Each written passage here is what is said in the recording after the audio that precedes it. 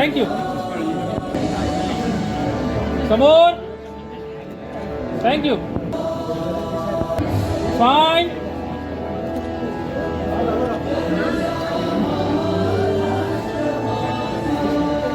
Okay, समोर बघायचं इकडे. फाईन. थँक्यू.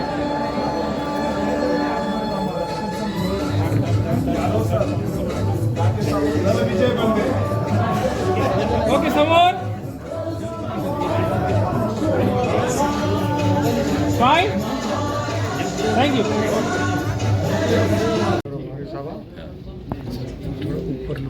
अच्छा, पहिल्यांदा डॉक्टर DS काटे साहेब, आमचे सर्वांचे स्नेही, यांना इंडिया बुक ऑफ रेकॉर्ड्समध्ये आज त्यांच्या नावाचा समावेश झाला. याबद्दलचं त्यांचं फेलिसिटेशन, त्यांचं अभिनंदन, त्यांचा सत्कार करण्यात आला. याबद्दल पहिल्यांदा मी त्यांचं मनापासून अभिनंदन करतो, कौतुक करतो.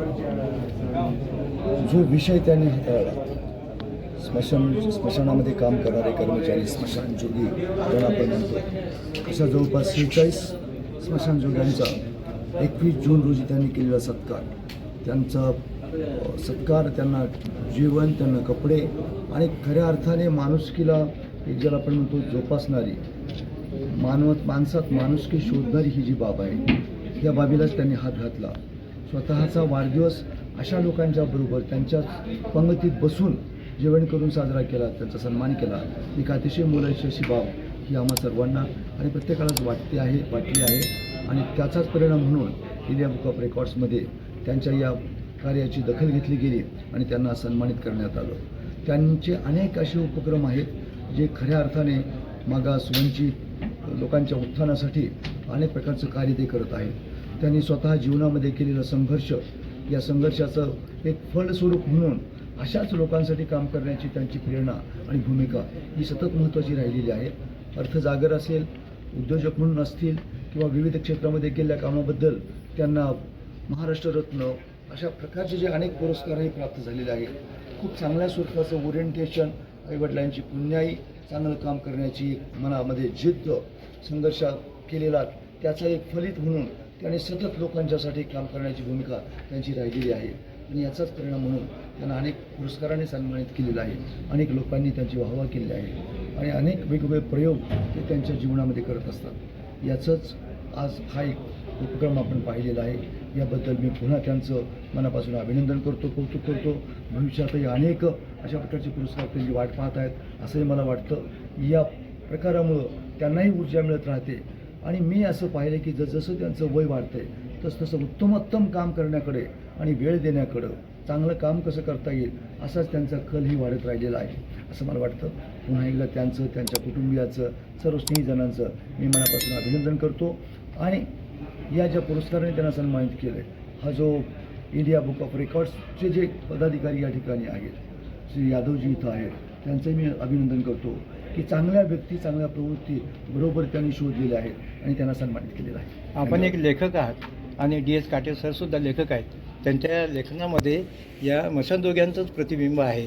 याबद्दल आपण त्यांच्या लिखाणाबद्दल काय सांगाल? खरं म्हणजे त्यांचं लिखाण, त्यांचं काव्य आहे, साहित्य आहे, इव्हन पुस्तक आहेत. सामान्य माणसाला, गरिबातल्या माणसाला साक्षरता कशी मिळेल, अर्थसाक्षर कशी होतील, त्यांना माणुसकीच्या दृष्टीने कसं पाहिलं जाईल, या संदर्भातलेच त्यांचे अनेक विचार आपण पाहतो आहोत. मलाही ते वाहवलेले आहे. आज काटे साहब को पुरस्कार मिला गया है, क्या कहेंगे इसके बारे में आप? डॉक्टर DS काटे जी ने जो एक नई पहल यहाँ से शुरू की है औरंगाबाद से, ये पूरे देश में पहली बार इस तरह का उदाहरण इतने बड़े स्तर पर सामने आया है कि शवदाह गृह में सेवाएं देने वाले लोग जो हैं वो उपेक्षित रह जाते हैं, उनकी ओर ध्यान नहीं दिया जाता और उनका सामाजिक मुख्यधारा से वो बाहर रहते हैं, वंचित रहते हैं. इस घटना से एक सर्वाधिक संख्या में इतने लोगों का सम्मान एक उदाहरण है. दूसरे जिलों, दूसरे प्रदेशों, पूरे देश में इस तरह की बातचीत, चर्चा इस पर शुरू हुई है, होनी चाहिए, होती रहनी चाहिए, सो दैट डॉक्टर काटे का जो मुख्य उद्देश्य है वो है वित्तीय साक्षरता अधिक से अधिक लोगों तक पहुँचे, जिससे कि समाज में, एक स्वतंत्र देश में सभी लोग बराबरी का जीवन, समाज में सम्मान, बराबरी का जीवन तभी जी पाएंगे जब उनके साथ भेदभाव ना हो और वो वित्तीय रूप से साक्षर हो और उन्हें अवसर भी मिले। तो ये पहल बहुत ही अनुकरणीय है। इंडिया बुक ऑफ रिकॉर्ड्स की तरफ से आज इस रिकॉर्ड की आधिकारिक घोषणा करते हुए मुझे बहुत खुशी हुई और देश में यह आगे भी एक लहर बनेगा, चर्चा होगी, इस पर और काम लोग करेंगे और समाज के लिए एक बहुत अच्छा उदाहरण प्रस्तुत किया है। मैं डॉक्टर DS काटे के लिए शुभकामनाएं देता हूं इस उल्लेखनीय पहल के लिए। धन्यवाद सर ज्या व्यक्तींच्याकडे पाहिल्यानंतर समाज आपलं स्वतःचं एक वेगळं हे समजतो की दूर राहण्याचा प्रयत्न करतो, त्या लोकांपर्यंत आपण जवळीकता साधून त्यांच्याबद्दलचं आंतरिक प्रेम आपण व्यक्त केलेलं आहे, त्याबद्दल आपण काय बोलायचं?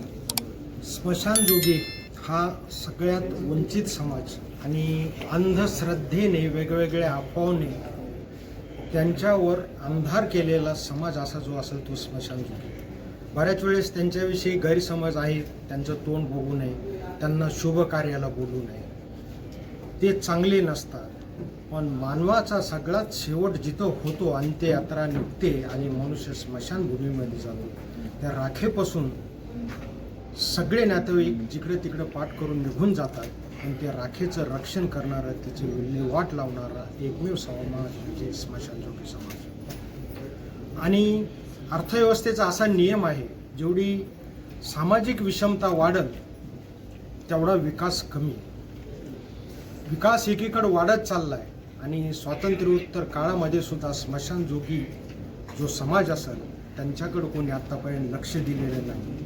आणि याची मला थोडीफार खंत वाटली आणि या खंतेमुळं स्मशानजोगी हा समाज आपल्या सगळ्यांच्या विकासाच्या प्रवाह, सामाजिक प्रवाहामध्ये आणि सामाजिक माध्यमावर येऊन त्यांना एक व्यासपीठ भेटेल आणि त्यांच्या यातना आपल्या सर्वांसमोर येतील आणि आपल्याला यातून काही मदत करता येईल का. मला आनंदाची गोष्ट अशी वाटते की माझ्या वाढदिवसाला त्यांना बोलवलं आणि ते औचित्य साधून जवळजवळ 41 स्मशानजोगीचा सत्कार केला आणि त्यांच्या वेगवेगळ्या जागेवर ओळखी करून दिल्या आणि त्यांना आज वाटायला लागलं की आपण एक समाजाचा, देशाचा भाग आहोत. त्याच्या अगोदर तशी जाणीव होत नव्हती आणि त्याच कार्याची दखल इंडिया बुक ऑफ रेकॉर्डने घेतली आणि हा संभाजीनगरपासून हा उपक्रम सुरू झाला आहे. हा देशात पहिला उपक्रम आहे. आपल्या शहराचा मला अभिमान वाटतो आणि संभाजीनगरपासून या उपक्रमाची व्याप्ती भारतभर वाढेल आणि एका समाजाला विकासाच्या प्रवाहात, सामाजिक चेतनेच्या प्रवाहात आणायला असे प्रयोग निश्चितच सगळ्यांनी करावे हे मला वाटतंय. खूप खूप धन्यवाद. अण्णाभाऊ साठेंनी मशानातलं सोनं असा उल्लेख केलेला साहित्यामध्ये, आपण या मशानजोगींना आपण मशानातलं सोनं असं म्हणताय का?